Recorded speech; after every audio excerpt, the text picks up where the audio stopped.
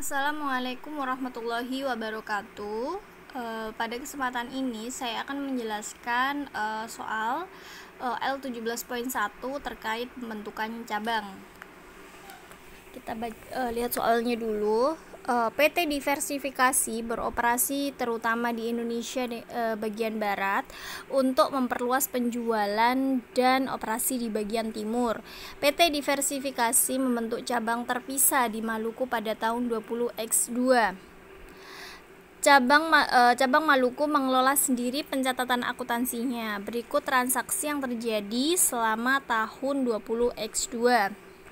Transaksi yang pertama adalah kas sebesar 80 juta dan persediaan senilai 150 juta ditransfer ke cabang yang baru dibentuk. Di sini jurnalnya adalah investasi di cabang Maluku terhadap kas dan persediaan yaitu 230 dan untuk kas persediaan 80 dan 150 juta. Kita kasih keterangan transfer uang tunai dan persediaan ke cabang Maluku. Kemudian di soal yang nomor 2 atau transaksi yang selanjutnya, peralatan dibeli dengan harga 120 juta oleh PT Diversifikasi dan diserahkan ke cabang. Peralatan dicatat di pembukuan cabang. Akan tetapi tetap di sini kantor pusat melakukan pembukuan, yakni peralatan terhadap kas sebesar 120 juta masing-masing.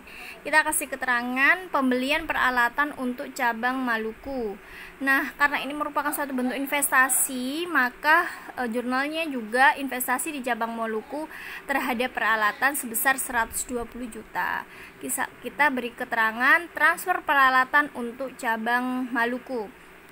Nah, untuk jurnal untuk transaksi yang ketiga itu tidak dicatat oleh kantor pusat, sehingga kita kasih keterangan di sini tidak di entry atau tidak di jurnal. Kita lanjut ke transaksi yang keempat.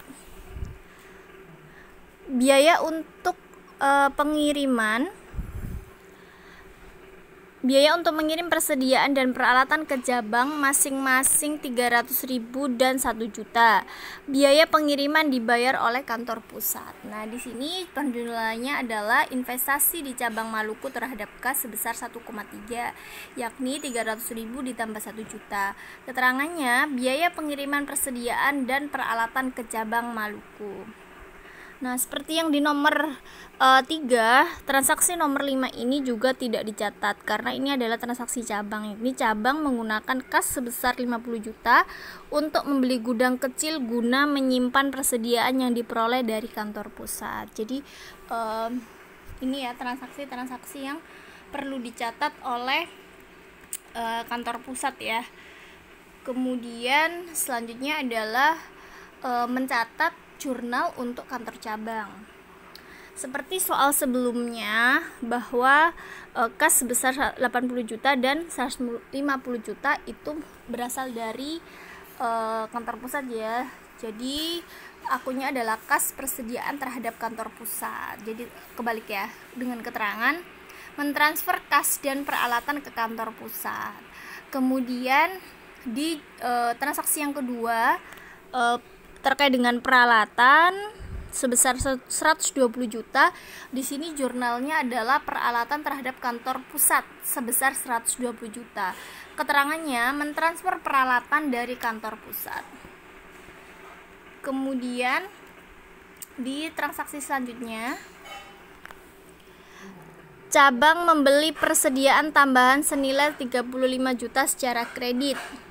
Jurnalnya adalah persediaan terhadap utang dagang sebesar 35 juta.